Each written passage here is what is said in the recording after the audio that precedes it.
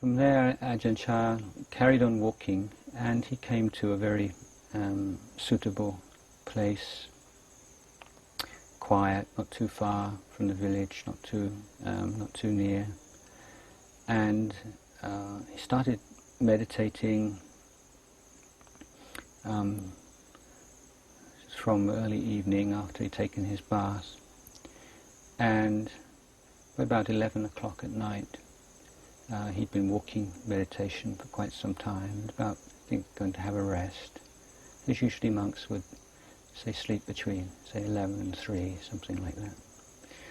And he said he felt a bit strange. He felt something sort of moving, something changing within him from the evening. It's not quite the same as on previous days of practice.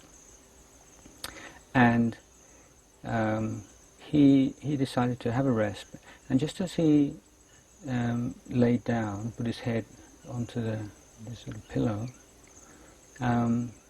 something happened. It was just like an incredible jolt, like electricity going through a power cable, and it was like an explosion, and he felt like he exploded.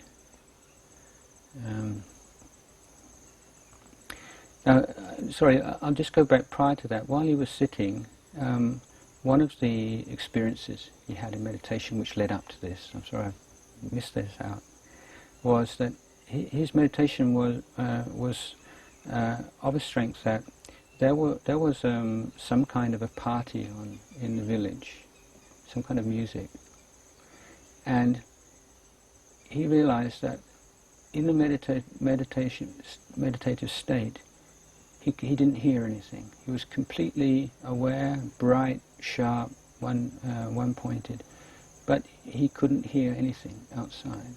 But if he decided to hear, he could hear. So this was a real discovery for him. It's quite proof that the awareness was one thing and the sound was another thing. That they were separate.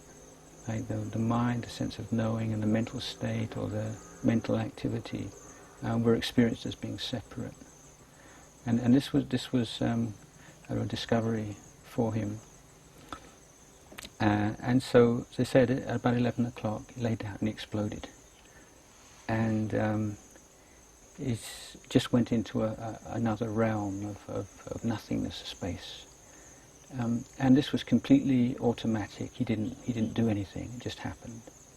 And after a certain amount of time, doesn't know how long, then he came out of that state. And he said, "Tell you what was that?"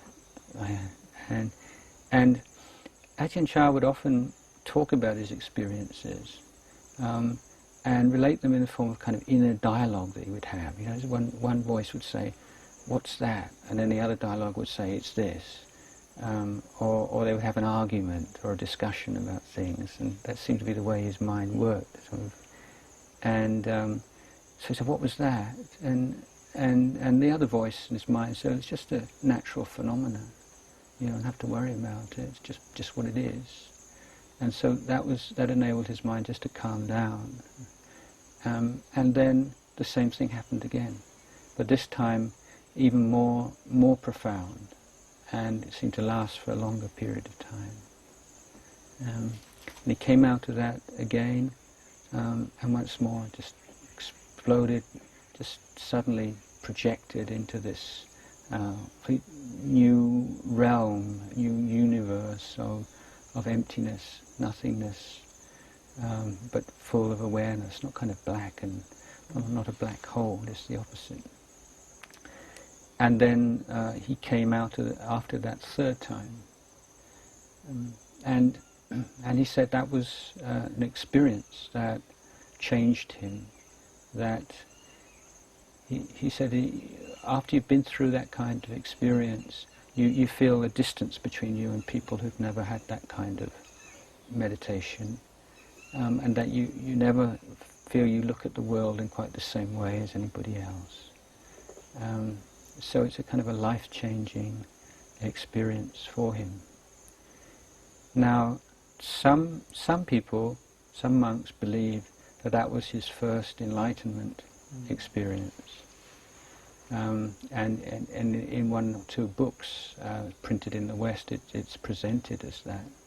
I myself don't believe that to be the case. I believe it was just a very strong samadhi experience.